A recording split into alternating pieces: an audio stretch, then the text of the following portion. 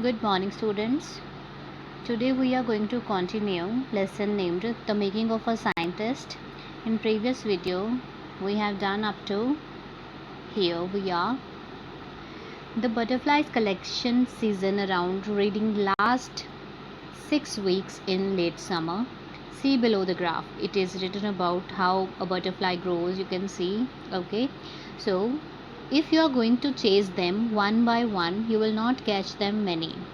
So the next step for Ebright was to raise a flock. Flock means group. Flock of butterflies. He would catch a female monarch, take her eggs and raise them in his basement of his house through life cycle. Meant to say he was also observe the life cycle of the butterfly from egg to caterpillar to pupa to adult butterfly. Then he would tag the butterflies' wings and let them go. For several years he did this thing. Okay, in his basement was a home of 1,000 of monarchs in different stages of development he had done. Eventually I began to lose interest in tagging butterflies. It's tedious means it's boring. So if there is not much feedback, Ebright said, in all the time I did it, he laughed only 2 butterflies I had tagged were recaptured and they were not more than 75 miles from where I lived. This all he had told about his catching the butterflies. Then, in the 7th grade, he got a hint of what real science is. When he entered in the country science fair, once upon a time he had gone to a science fair and lost, because it was really a sad feeling to sit there and not get anything while everybody else had won something. Ebright said his entry was in the science fair of just the frog tissues, which he showed under a microscope.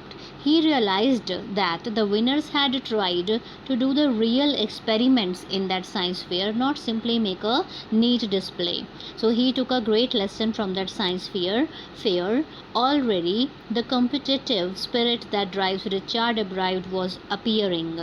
I knew that for the next year's fair I would have to do a real experiment. So this lesson he had taken, he was ready to do a real experiment in the next science fair. So he got determined. He said the subject I knew most about was the insect work I had been doing in the past several years. So he wrote to Dr. Urquhart for ideas, and back came a stack of suggestions for experiments. Those kept Ebright busy all through high school and led the prizes project in county and international science fairs also. For his 8th grades project, when he was in 8th grade, Ebright tried to find the cause of a viral disease that kills nearly all monarch caterpillars every few years. Ebright thought that disease might be carried by a beetle. He used to think that all the caterpillars or mostly butterflies are killed by a disease. He tried raising caterpillars in the presence of the beetle. I did not get any real result, he said, but I went ahead and showed that I had tried the experiment. This time I won. This is the point of his 8th grade, when he was in 8th grade. So by slowly, mean to say, he got to know how to win. The next year, the science project was testing the theory that Viceroy butterfly copy monarch. The theory was the viceroy look like monarch because monarchs don't taste good to birds. Viceroy, on the other hand, do taste good to the birds. The most they look like monarchs, mean to say those viceroy butterflies look like monarch butterflies. So the more they look like monarchs, the less likely they are to become a bird's dinner. Ebright's project was to see whether the fact birds would eat monarch or not. He would find that a startling would not eat ordinary bird food. It would eat all the monarchs it could get, Ebright said. Later research by other people showed the viceroy probably do copy the monarch. This project was placed first in the zoology division and the third overall in the country science fair. So this time he had also won at the country level. Next it is written, in his second year of high school, Richard began the research that led to his discovery of an unknown insect hormone. This time, this topic he has chosen. Indirectly, it also led to a new theory on the life of the cells. The question he tried to answer was simple: what is the purpose of 12 tiny gold spots on the monarch's pupa? So, this was his topic when he was in the second year in high school. Everyone assumed the sports were just ornamental, Ebright said, but Dr.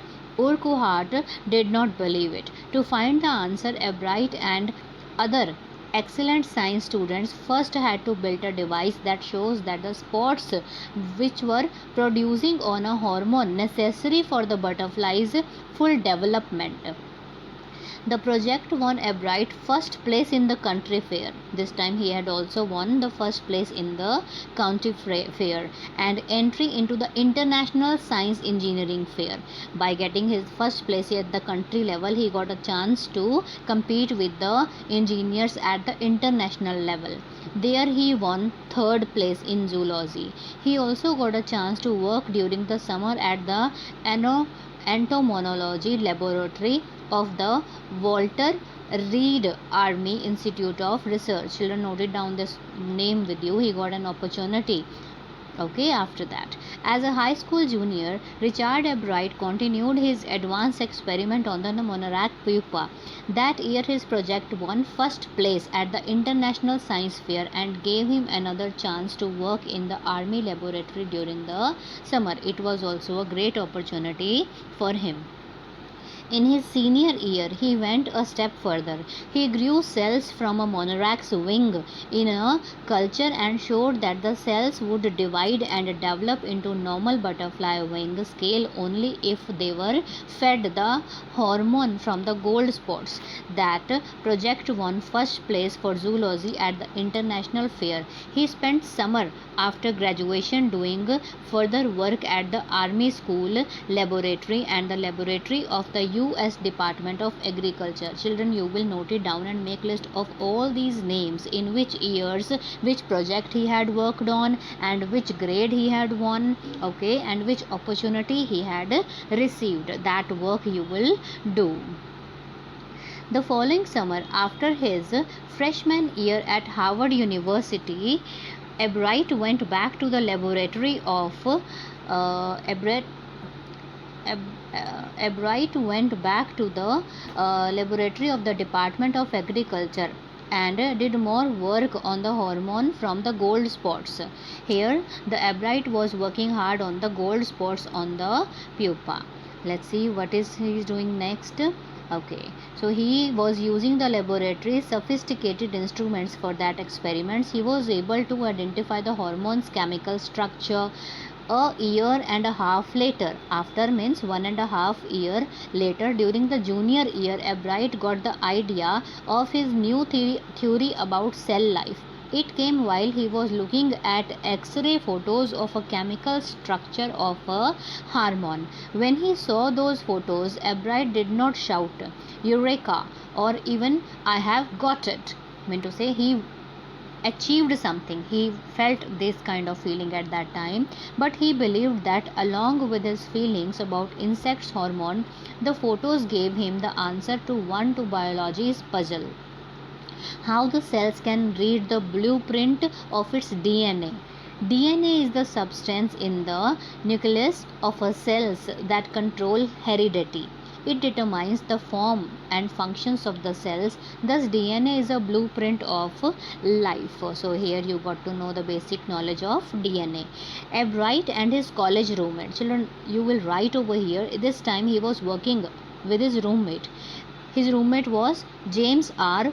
Wong. Worked all that night drawing pictures and constructed plastic models of molecules to show how it could happen. Together they later wrote the paper that explained the whole theory. I mean to say, when they were doing experiments by the help of their plastic models, they were writing their theory on a page. Okay, surprising no one who knew him, Ebright graduated from Harvard This is the Harvard University. You should also write it with you. Bright did his graduation from Harvard with highest honors, second in his class of 1510 students. He got second place. Bright went on to become a graduate student researcher at Harvard's medical school. There he began doing experiments to test his theory. If the theory proves correct, it will be a big step towards understanding the process of life. It might also lead to new ideas of preventing some type of cancer and other diseases. This time in his final year, he was just working on the process of life. If this theory will prove successful, he might be able to discover the medicine of the cancer and other diseases. All of this is possible because Bright's scientific curiosity. Children, remember, since his childhood he was very curious child about scientific things.